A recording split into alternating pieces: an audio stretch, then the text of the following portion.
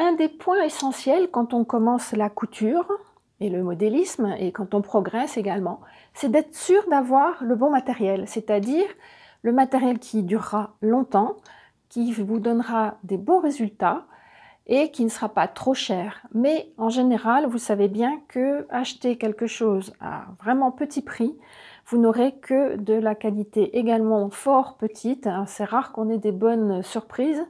Et donc, c'est du matériel qui ne vous durera pas longtemps. Finalement, je ne suis pas sûre que vous y gagnez au point de vue économique.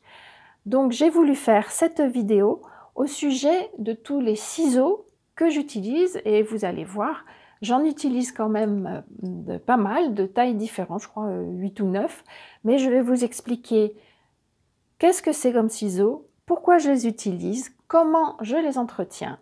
Et ce sont tous des ciseaux que j'utilise depuis des années. Alors, allons-y!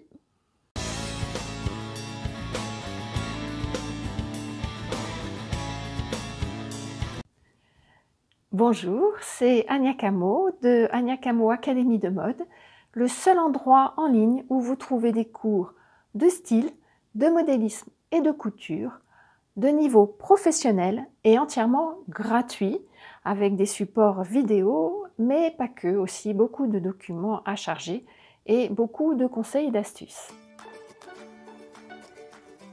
Je vais vous montrer tous les ciseaux que j'utilise dans mon travail de tous les jours en modélisme et en couture. Et je vais vous expliquer pourquoi je les utilise et pour quel usage. En premier, puisqu'il s'agit de coupe et de couture, le modélisme c'est essentiellement de la coupe, on va s'occuper de cette paire-ci. C'est ce qu'on appelle des ciseaux tailleurs. C'est vraiment les ciseaux tailleurs classiques. Vous voyez, j'ai mis une règle. Ceux-ci font 27 cm. Ils sont en acier chromé. Je les ai achetés quand je suis sortie de l'école de style. Vous voyez, ils ne sont pas tout neufs. J'ai toujours très bien entretenu le fil, comme pour tous mes ciseaux. Ils sont aiguisés régulièrement par un professionnel, c'est important. Jamais j'essaye toute seule. Autre chose importante également, je n'ai jamais mis de lubrifiant, de graisse, quoi que ce soit ici. Au niveau du mécanisme, si vos ciseaux sont de bonne qualité, vous n'aurez jamais besoin de toucher à ce réglage sur ces ciseaux-là ou sur les autres, parce que dès que vous allez commencer à mettre du gras sur vos ciseaux, puisque vous maniez du papier et du tissu, cela va vous faire des taches et c'est vraiment pas souhaitable. Alors ça, c'est vraiment l'outil de base pour couper des vêtements, faire de la couture. Ces ciseaux tailleurs qui ont la particularité d'avoir ce côté-ci un peu plate, vous voyez, c'est fait pour poser les ciseaux et pour pouvoir à la verticale avancer pendant que vous coupez vos ciseaux, votre tissu, pardon, ce qui fait que vos ciseaux ne bougent pas, donc le tissu lui ne bougera pas et votre coupe sera nette. Ne coupez jamais vos tissus en l'air, toujours posé sur la table avec la main devant qui va aider à ce que le tissu ne bouge pas. Autre chose, ici c'est pour droitier, il y a la même chose qui existe pour gaucher. Ces tissus-là sont destinés, ces ciseaux-là décidément, sont destinés uniquement à couper du tissu. Au maximum du cuir, mais ni papier ni carton, parce que ça va vous émousser le fil des ciseaux. Et donc pour ceci, il faut avoir d'autres ciseaux qui ne servent que pour le papier et le carton. Si vous aimez cette vidéo, n'hésitez pas, abonnez-vous à mon blog anyacamo.blog si vous ne l'avez pas déjà fait. Abonnez-vous également à ma chaîne YouTube, Anya Camo Académie de mode. J'ai besoin de votre trafic pour continuer à pouvoir avancer dans mes cours gratuits, c'est très important pour moi. J'aime beaucoup bien sûr tous vos pouces levés, vos commentaires, posez-moi vos questions, parce que vous le savez, je réponds toujours. Je me suis fait un beau cadeau il y a quelques années avec ces ciseaux. Ce sont de l'acier carboné. Ceux-ci font 31 cm. Je les adore. Et ceux-ci coupent extrêmement bien. Et ceux-là sont des vrais rasoirs. Ils sont extrêmement coupants. Je ne les utilise pas pour tous les tissus parce que je veux leur garder un coupant absolument parfait. Je l'ai fait aussi bien sûr aiguisé par un professionnel. Alors ces ciseaux-là, je les utilise pour tout ce qui est tissu glissant, tissu extrêmement élastique, les satins, des choses comme ça qui ont l'habitude de courir devant les ciseaux, de s'étirer devant les ciseaux. C'est très difficile de couper ces tissus-là de façon propre, nette et droite. Donc avec ce genre de tissu, de ciseaux, vous aurez une coupe absolument parfaite. Et ceci, j'utilise pour tout le reste. Comme vous le savez, mon site diffuse des cours entièrement gratuits. C'est un gros travail. Et donc, j'ai besoin pour cela d'avoir des financements, d'avoir de l'aide, parce que tout ça, ça prend du temps et ça prend de l'argent, bien sûr. Donc, sur mon blog, vous pouvez trouver différentes choses à acheter. Des e-books par exemple, des livres à télécharger, et puis vous pouvez également me faire des dons à partir de 4 € par mois, ça m'aide à continuer mes cours gratuits.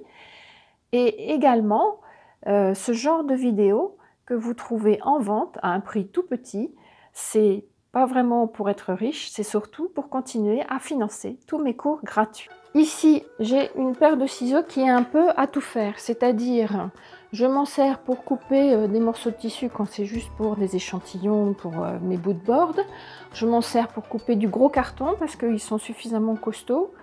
C'est difficile de couper du carton de modélisme avec des petits ciseaux, vous allez vous faire mal aux mains. Donc ici, il y a des grandes lames, ils coupent très bien également.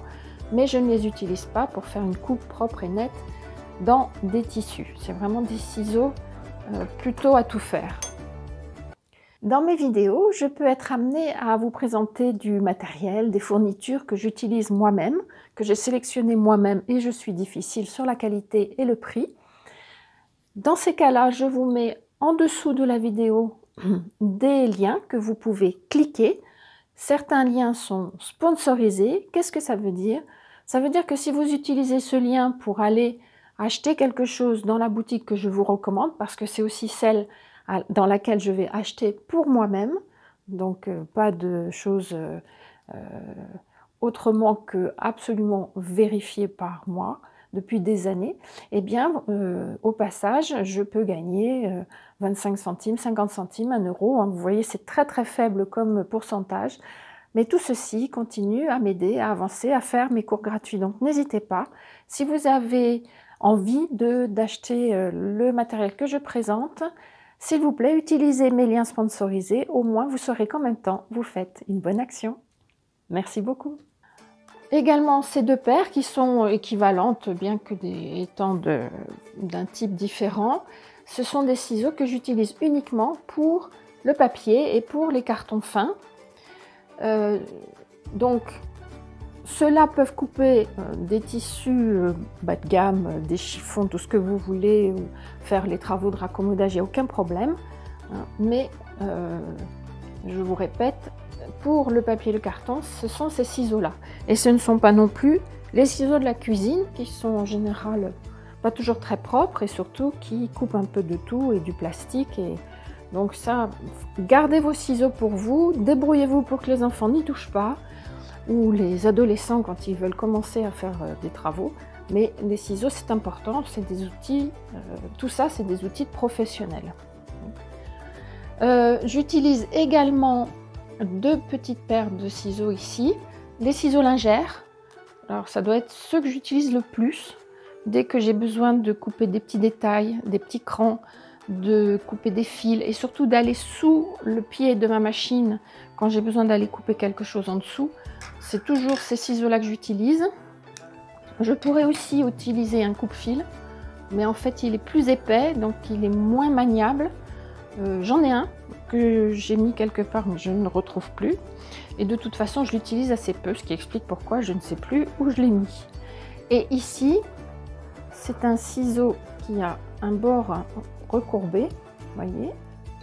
Et ça, quand vous avez une machine électronique qui brode, c'est quasiment indispensable. Ça vous permet d'aller chercher le tout petit bout de fil qui est à couper sous le pied à broder, sans prendre le risque, grâce au bout recourbé, de couper votre broderie ou même le tissu.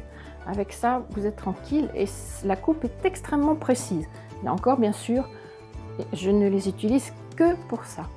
Il y a une paire de ciseaux ici qui manque, ce serait les ciseaux cranteurs. Alors les ciseaux cranteurs pour moi c'est surtout à utiliser dans les loisirs créatifs, pour la feutrine, pour les morceaux de simili, de cuir, de choses comme ça. Mais ce sont des activités que je ne fais pas, donc je n'ai pas de ciseaux cranteurs et cela ne me manque pas. Voilà donc les ciseaux que j'utilise dans mes activités, je les utilise encore une fois tous les jours depuis très longtemps.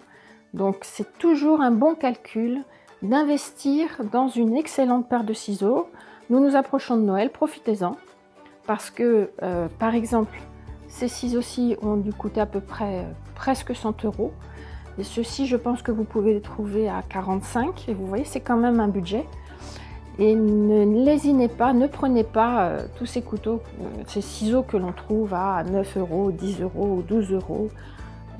Vous n'aurez jamais un travail net, précis et propre avec ce genre de ciseaux qui ont à la fois un acier bas de gamme et un montage également bas de gamme, ce qui fait que vous pouvez être amené à mettre du lubrifiant au niveau ici de la fixation, ce qui est à mon avis toujours une très mauvaise idée.